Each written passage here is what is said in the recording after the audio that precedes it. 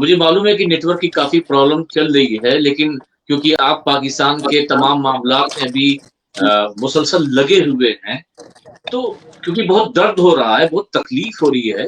Doctor اشرف جلالی صاحب حالانکہ اہل سنت و جماعت کا ایک بہت بڑا کام کیا، لبیک یا رسول اللہ تحریک تمام حوالے سے دیکھا جائے تو ان کی علمی خدمات کو بھلایا نہیں جا سکتا. کیا کوئی ایسا راستہ نہیں ہے کہ ایک بار ان کو کسی طریقے سے اس مسئلے سے رجوع کرا دیا جائے تاکہ انہیں اہل سنت سے خارج ہونے کی نوبت نہ آئے؟ قبلہ گزارش یہ ہے کہ شیطان نے بھی بڑا کام کیا تھا، عبادت کی تھی، پھر وہ ڈٹ گیا، اللہ کے حکم کو قبول نہیں کیا. تو یہ اب اتنے بڑے بڑے اپنے اساتذہ، علماء، مشائخ سب کی بات کو اس نے یک جنبش قلم اٹھا کر پھینک دیا.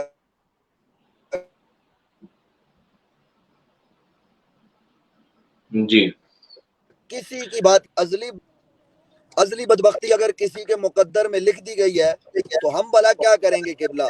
اس لیے اب ہمارے علماء اور ہمارے مشائخ اس نتیجے پر پہنچ چکے ہیں کہ اگر اب یہ نہیں کرتا تو پرسوں انشاءاللہ اہم اعلان ہوگا، جو نارووال میں کانفرنس ہونے جا رہی ہے 18 تاریخ کو. حضرت امیر ملت کے جو شہزادے ہیں پیر سید منور شاہ صاحب جماعتی، حضرت علامہ قبلہ پیر سید عرفان شاہ صاحب مشہدی، امید ہے کہ وہاں پر جی، موجود ہوں گے، اور پاکستان بھر سے علماء، مشائخ سب موجود ہوں گے، سادات موجود ہوں گے. وہاں ایک اس کے حوالے سے اہم اعلان ہوگا، اور انشاءاللہ ان قریب آپ دیکھیں گے کہ ایک وقی علمی فتویٰ جو فقی تمام تر باریکیوں کو پیش نظر رکھ کر لکھا جائے گا، اور وہ بھی انشاءاللہ منظر عام پر آ جائے گا.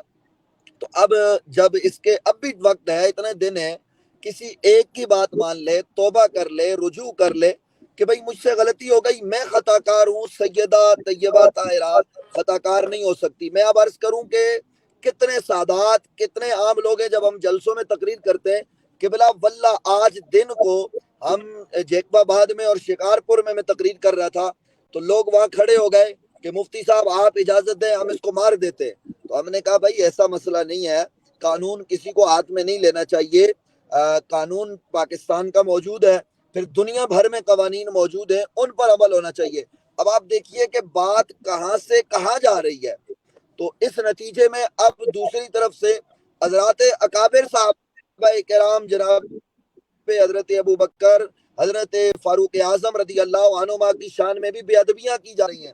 تو یہ موقع کون فراہم کر رہا ہے؟ ہم پورے خلوص کے ساتھ لگے ہوئے تھے.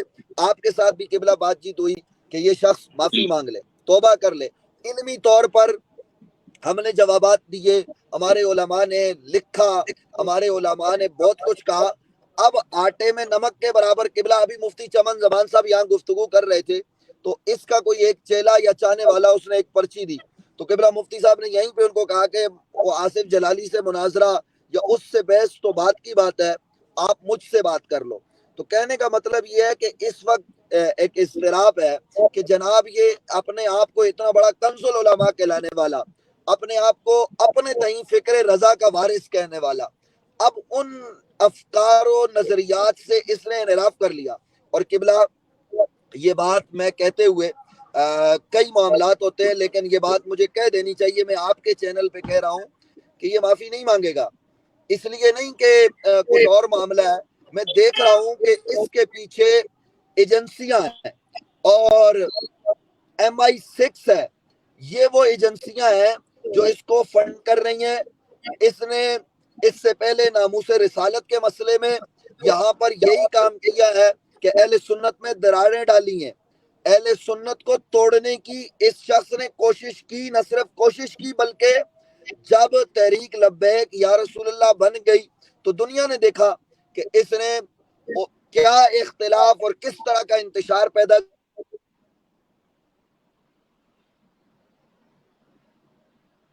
کیا. صاحب کے متعلق جو اس حال کی ہے وہ سب پر عیاں ہیں.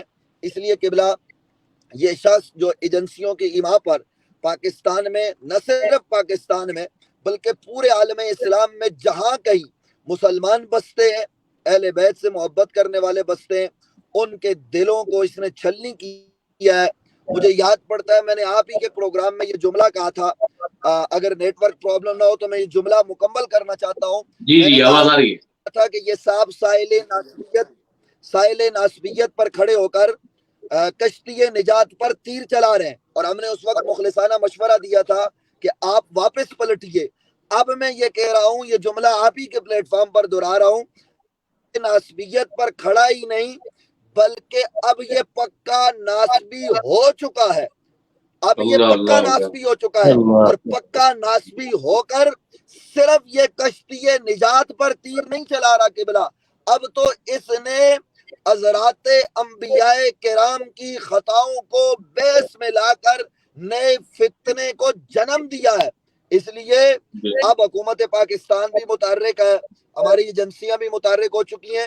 یہ جلد جس نے حضرت ابوبکر صدیق کی شان میں بے ادبی کی وہ گرفتار ہو چکا ہے. یہ بھی انشاءاللہ آپ کو جلد پابند سلاسل نظر آئے گا. اور وہ جو چند لوگ اس سے پیسے لے کر اس کی حمایت کرتے ہیں, ہر جگہ ایسے لوگ پائے جاتے ہیں. ظاہر ہے کہ انٹرنیشنل فنڈنگ موجود ہے, تو جو چند لوگ اس سے پیسے لے کر کے بلا اس کی حمایت کر رہے ہیں, ان کا جب پیسہ بند ہوگا جو اس کے ذریعے ان کو مل رہا ہے تو وہ سب توبہ اور رجوع کر لیں گے. باقی لوگوں کا مسئلہ نہیں ہے. اس کے چند شاگرد ہیں جو کئی شاگرد اس کو چھوڑ چکے. اس کی تحریک جو تحریک لبیک پاکستان ہے, اس کے کئی عہدیدار اس سے لا تعلقی کا اظہار کر چکے ہیں. کئی لوگ ہم سے گفتگو ہوتی ہے, جب ہم بات سمجھاتے ہیں تو سمجھ جاتے ہیں. وہ جو آپ نے کہا نا کہ اس کے چاہنے والے آہستہ آہستہ بالکل ختم ہو رہے ہیں, اور اب اس کے چاہنے والے یہ کہہ رہے ہیں کہ ڈاکٹر جلالی کے نصیب میں توبہ نہیں ہے, مقدر میں.